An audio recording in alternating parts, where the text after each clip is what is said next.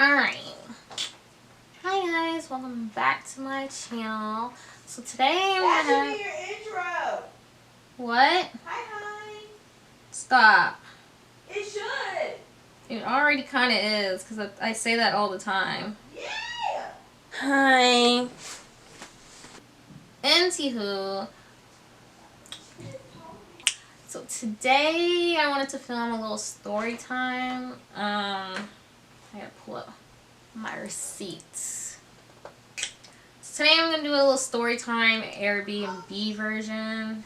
I don't think it's gonna be a long one. It's not that long of a story, but you couldn't tell from the title. It was a very interesting one. Why can't I find the receipts? Okay, so let's jump right into it. So in March, at the end of March, I went up to DC, Washington DC, for Ariana Grande's concert. It was lit, okay. But so I originally wasn't going to go until like T-Mobile. Shout out to T-Mobile for the tickets though. I got a good deal on some T-Mobile tickets. Like, I got pit tickets from T-Mobile, so I decided I was gonna go. So I bought the tickets for me and my cousin Amani, and that's who I'm gonna be talking about in this story time. I was with my cousin Amani when this happened, and my family, of course. Anywho, so purchased the tickets, and then usually every time I go up to Washington DC, it's to party, whatever, with my cousin. And we usually plan this out. Like, y'all know how Airbnbs are. Like, we really planned it out. But since this was, like, so last minute and, like, everybody was checking out the Airbnbs for the concert, like, there was, like, unless I was going to pay, like, $1,000 for, like, a whole weekend. And that was not going to cut it. Anywho, I gotta pull up my receipts, man. Long story short, we didn't get the Airbnb in DC. We got it in, South Riding, Virginia, basically, and it's like a whole hour away from DC. Like, it definitely was a drive. Like, never again. Whatever, I was just there for the concert, so I was like, it doesn't matter, like, we're gonna do it.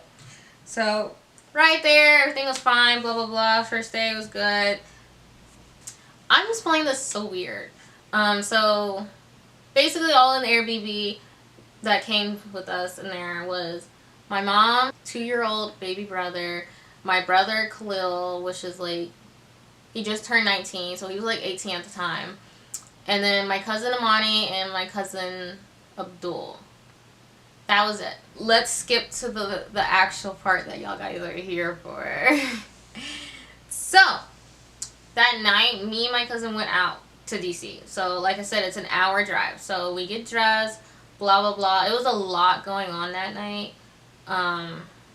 Honestly, like, I was trying to get my mom to come out with us. It wasn't...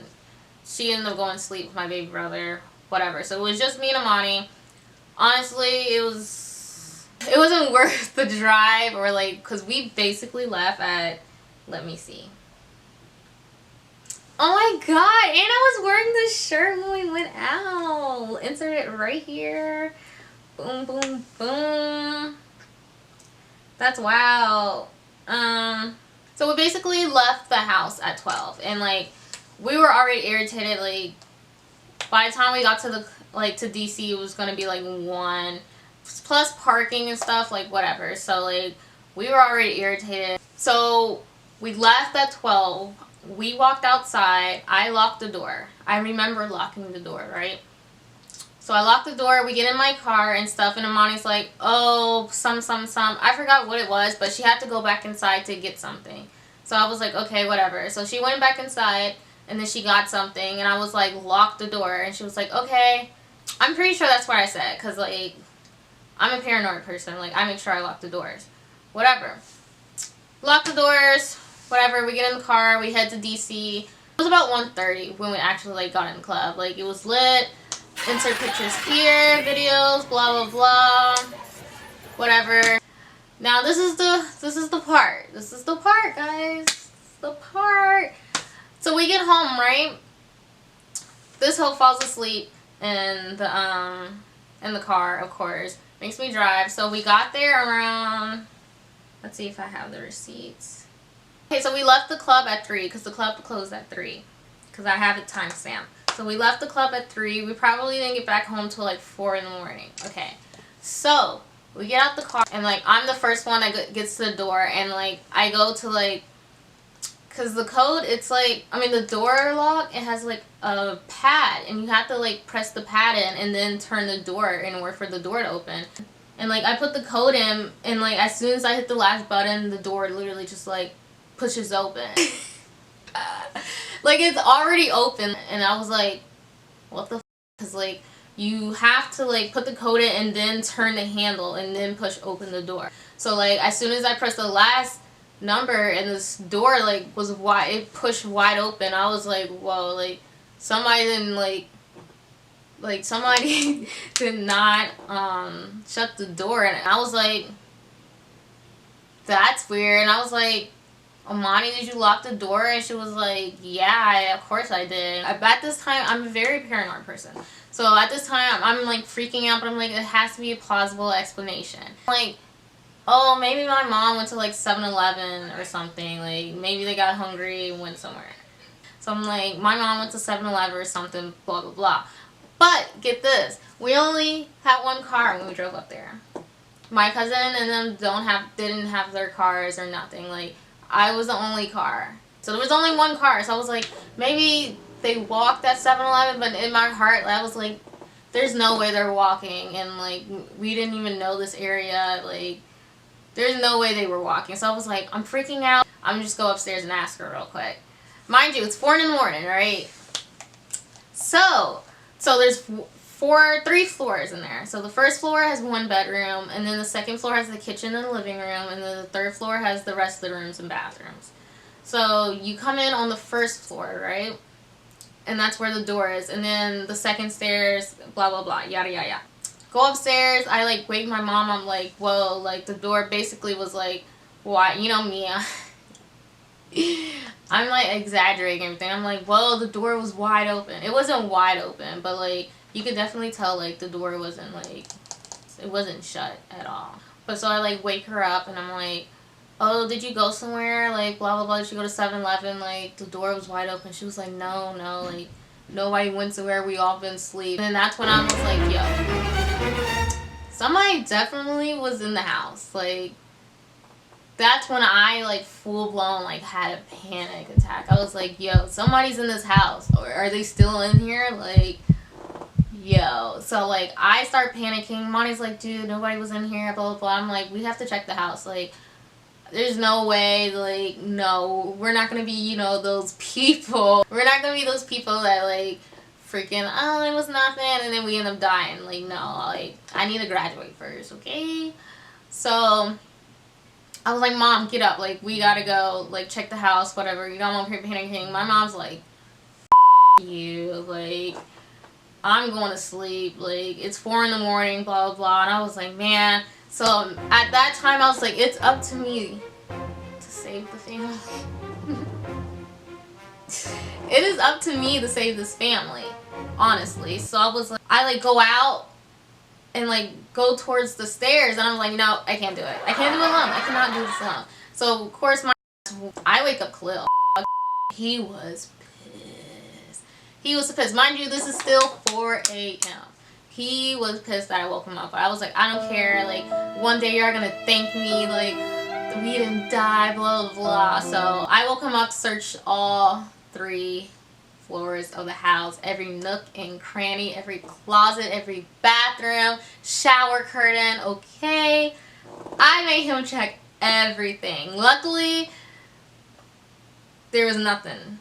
There was nobody in the house, but, like, I was still weirded out. It was crazy. But guys, that's not even the worst part. That really isn't the worst part. So after that, honestly, like I was like, I'm ready for this concert. I'm ready to be done. Like I'm ready for this concert, and then we can head back home so we can put this side of us, because, like, I know I wasn't tripping. Like, they just was like, oh, you're being paranoid, Khadijah, like, oh, yada, yada, yada, yada. Like, no, like, I was over it. I was like, nobody's gonna believe me, but I know in my heart, like, there was definitely somebody in that house. Anywho, fast forward, concert was good, we went home, blah, blah, blah, blah.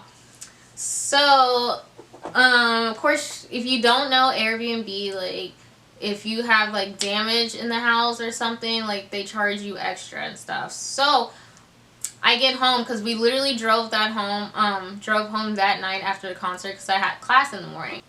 Yeah, so I get a message from the Airbnb people, and they're like, she was like, Khadijah, good evening. Kathy, who manages the cleaning for the property, informed me that when she came to clean, that you and your guests were still in the property. Checkout was at 10 a.m. Tuesday the 26th, and she said that you and your guests were there yesterday, after I sent her a message that I had left. Like, I'm reading it straight from here.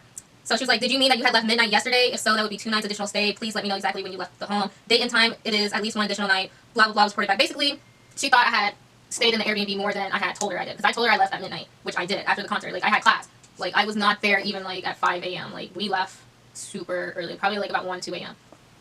Basically, she was trying to charge me $220. Okay, $220. Like, nah, especially when I know, like, I was not even there because I had class. It's something that's important. I wouldn't lie. Like, I would not lie. I was like, hi, I just got your message. I left around 1 a.m. Tuesday the 26th because I have class in my hometown, which is 3 hours away. We were long gone before the checkout time. I have no idea as to who was in the house after that. I was like, but that sounds crazy, because one night I came back to the house around 4 a.m. from a night out, and the door was open after Saturday night, but I was just hoping it was all in my head. But I knew I was not. I knew it wasn't all in my head. Everyone was like, oh, you're paranoid. No. I was like, please let me know if there was actually, like, somebody in the house. Like, leave me know. And she was like, no one else had the code other than you and the cleaning company. Did you leave the lights on? She said she saw people in the home. Guys, I am not making this up. There was people in the house after we left. She was like, only myself and her other co-hosts have the code, and I know she would not come into the home while you were there. So much that she didn't even come when it was supposed to be empty. So basically, they saw people in the house after we left, but she thought it was me or in my family that she didn't come in. Now, this is where she had fucked up, okay? If I told you I was gone, like, way before the checkout time, and, like, you had cleaning people coming, and your other or I guess Kathy's the cleaning. I don't know. This girl is so confusing, but, like, if she saw people in there, why didn't she knock and be like, yo, like, y'all guys aren't supposed to be there? Like, you know, like, she literally saw people and with the lights on and saw people in the house and didn't say anything. Like, yeah, she was like, she didn't come inside. So I was like, girl, that's your own fault why you didn't check. Like, so I was like, no, I went to a concert in DC the 25th, and after that I went to pack and leave. I was like, by the time we finished packing the car, it was 1 a.m. Tuesday the 26th, because I didn't get home till 4 a.m. Exactly.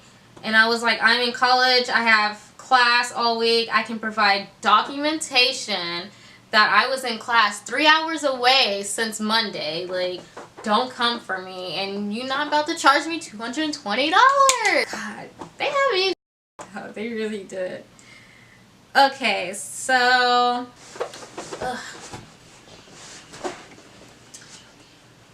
blah. So like I was saying, it was her co-host who sent me the message about the additional nights and that she saw people in the house. So she was like, let me speak to her on the phone. I'll contact you once I hear back from her. I just want to follow up with her to confirm what she saw over the phone. Like, why didn't you go in? Like, okay. So I spoke to Kathy, and she said she is certain she saw people in the house when she was there to clean up at 7:30 p.m. on Tuesday. I left Monday, like, at 2 a.m. Monday. So after the next day, she saw people in the house. Just to give y'all a little timeline. So she's like, do you think maybe you got the days mixed up?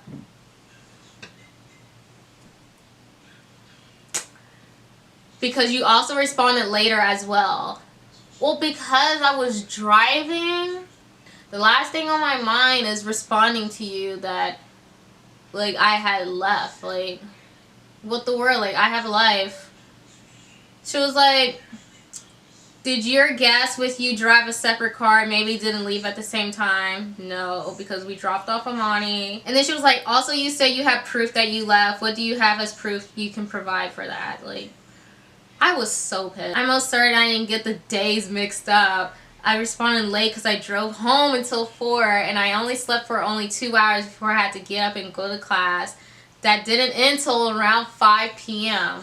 So you could, y'all, I'm getting mad all over again about this.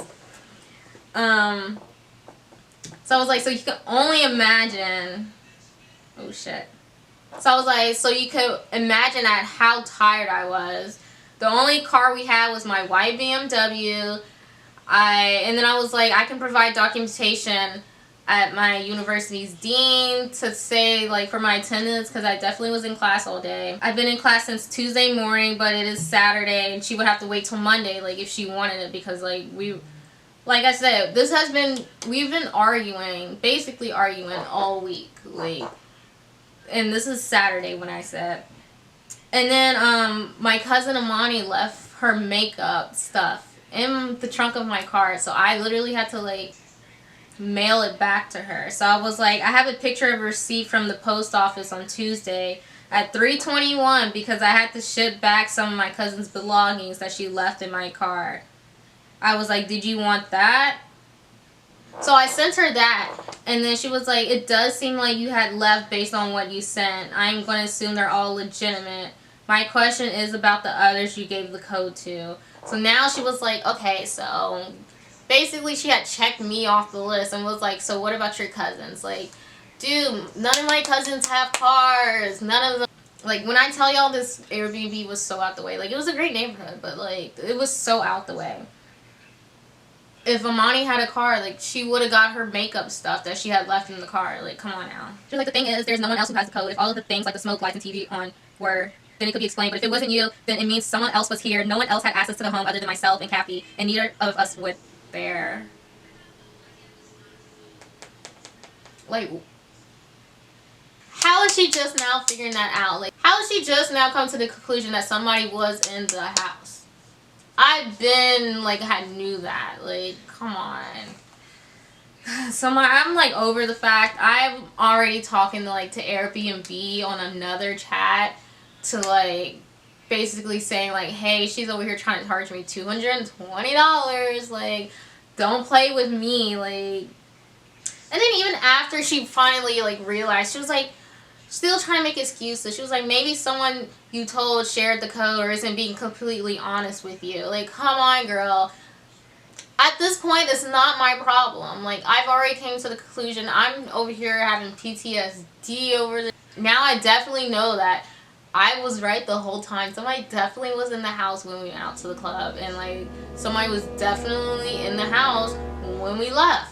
Like, I'm over here trying not to think about it because I'm, like, getting shivers. Like, even explaining the story, like, I'm just, like, we could have been dead. Honestly, like, that's so dangerous. Like, and my mom, like, she won't even hear about the story. She's probably not going to watch this video because she doesn't like talking about it. But, and then she was like, I'm going to speak to the people at Airbnb and let them know what we talked about. I don't know if anything was hacked. Never heard this story before. But after I put in some doors, blah, blah, she's, like, telling me what she's going to do, like, after this whole scenario. Like, girl, first of all, I'm not coming back to this Airbnb ever. Second of all, like, this is not my problem. Like, this isn't my problem. I'm gone. Like, why are you telling me this? Tell your owners, your co-host, your cleaning company, like, somebody that actually matters. Like, I'm over it, period. Like, I was so over this. Y'all do not understand.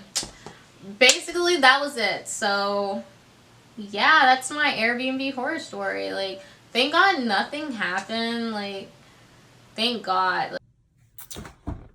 Alright guys, my camera died, so now I'm recording on my iPhone. But yeah,